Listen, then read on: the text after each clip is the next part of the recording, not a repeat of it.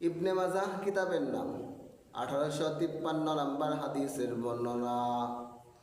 নবী করিম সাল্লাল্লাহু আলাইহি ওয়াসাল্লামের একজন সাহাবী হযরত মুআজ ইবনে জাবালের বর্ণনা। ওনার ব্যাপারে একজন সাহাবী বলেন, মুআজ ইবনে জাবাল যখন শাম দেশে গেলেন, শাম দেশে যাওয়ার পর যখন তিনি শাম দেশ থেকে চলে আসলেন, হাদিসের ভাষাটা এরকম, লাম্মা কদিমা মুআজুম মিনাশ শাম সাজাদালিন নবী সাল্লাল্লাহু আলাইহি ওয়াসাল্লাম।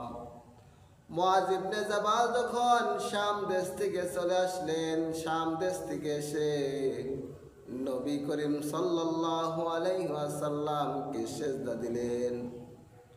নবী করিম সাল্লাল্লাহু আলাইহি ওয়াসাল্লাম বললেন, মা হাযা ইয়া মুআজ, হে মুআজ তুমি এটা কি করলা, তুমি আমাকে সিজদা দিলা? তখন মুআজ ইবনে জাবাল বলেন, আতাইতু শাম ফাওয়াফাকতুহুম ইয়াসজুদুনা লিআসাকিফাতিহিম ওয়া বাতারিকাতিহিম। যখন আমি শাম দেশে ছিলাম, শাম দেশে থাকা অবস্থায় সেখানকার ধর্মীয় নেতা, রাজনৈতিক নেতাদেরকে লোকেরা সেজদা করে।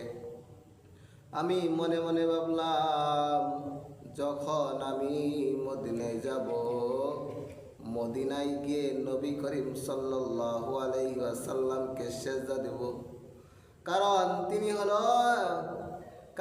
তিনি হলেন সর্বশ্রেষ্ঠ মানব। সেজদা পাওয়ার যোগ্য যদি কেউ হয়ে থাকে, তাহলে হবে আমার নবী, রহমতের নবী হযরত মুহাম্মদ মুস্তাফা সাল্লাল্লাহু আলাইহি ওয়াসাল্লাম। সেজদা পাওয়ার যোগ্য হলেন তিনি, অন্য কাউকে সেজদা দেওয়া যাবে না।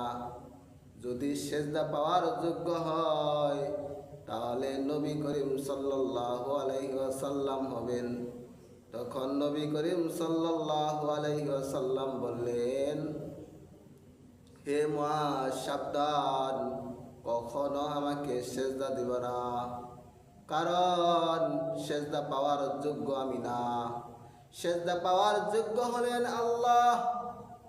আল্লাহকে সেজদা দিতে হবে, অন্য কাউকে সেজদা দেওয়া যাবে না।